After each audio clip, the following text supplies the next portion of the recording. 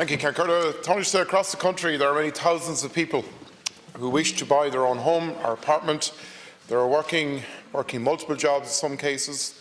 Many of them have moved back home to where they have that opportunity to be able to save that deposit. They are paying enormous rents that are rising. Because of the size of those rents, it's even harder to get that deposit. Yet, they are now faced with a new challenge, that after putting the deposit together, in a case I came across in Dundrum during the week, after paying a booking deposit, funds are swooping in to buy entire stocks of apartment developments and of housing estates across Dublin and across the country, leaving these people who are working hard, who are saving hard, who are making enormous sacrifices without access to their first-time home and to their first-time apartment. We accept, Tánaiste, that there's many multiple challenges in this housing crisis, and there's many multiple decisions that have to be taken. But government has control over some areas, and this is one area where you can begin to make a difference.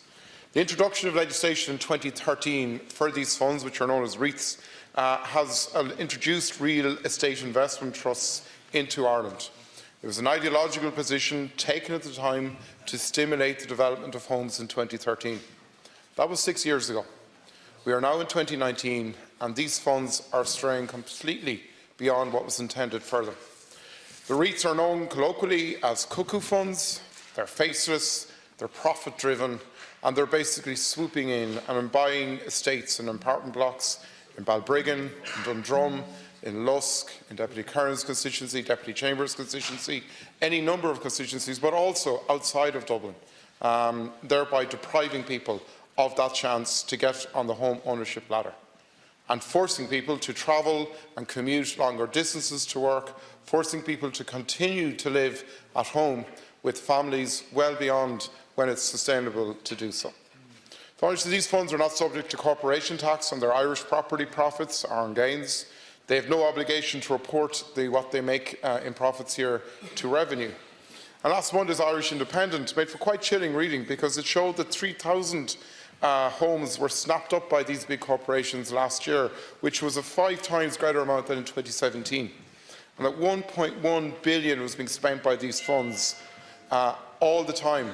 Rents will rise by a further 17%. So we're leaving people to the penury of rent, standing by while those rents increase, depriving them of the opportunity to save for the deposit.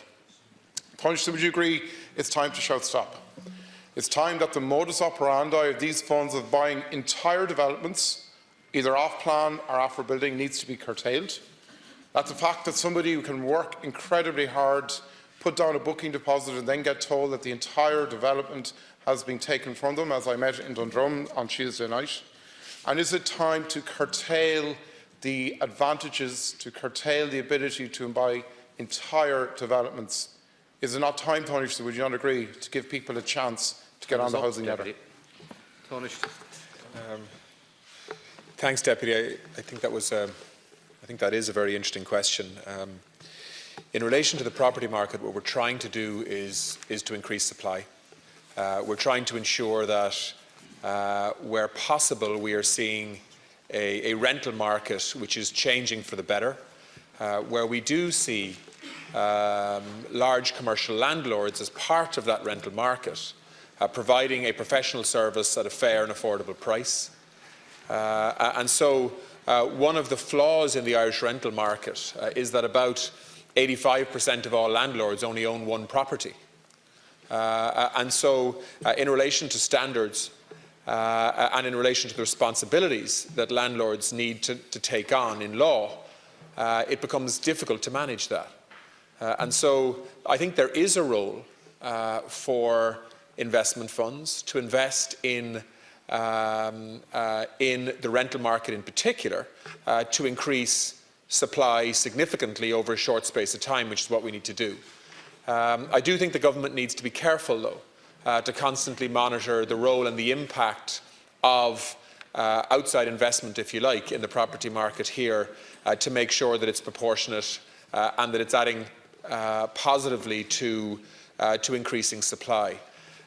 We, as the Taoiseach repeatedly says, are a government that supports home ownership, and so we want to make sure that people can afford to buy homes close to where they're working, Again, that's a supply issue. We need, in my view, to certainly be building about 35,000 housing units a year. By the end of this year, hopefully we'll be close to 25,000 and increasing.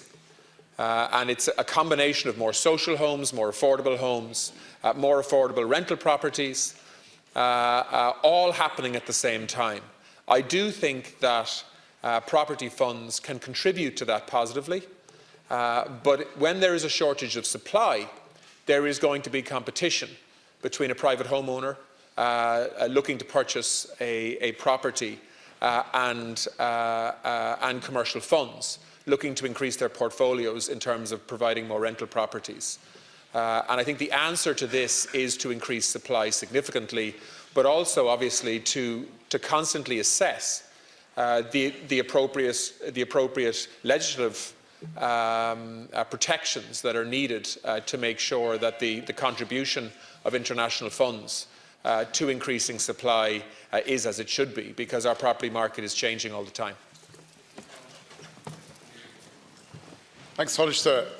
I agree you need to increase supply, but when you're increasing supply and these units come in and take 3,000 off the plans before people get a chance to see it, that's not, you spoke about competition, that's not fair competition. You are equipping these funds and they are incentivising these funds through our tax laws at the moment to completely unfair competition. You are giving them huge power in comparison to the first-time buyer, the person looking for that first start. These funds are given advantages that first-time buyer doesn't get, and you're consigning people to high rents, rents that are going to increase by 17%. You're consigning people to saving for a deposit for a property that they may never get. So yes, increase supply, but you're going to have to put restrictions on what happens with that supply. Is it, in your mind, fair that a fund can come in with very few profit taxation requirements and acquire an entire development of houses, an entire development, even where people have paid booking deposits? Is that fair?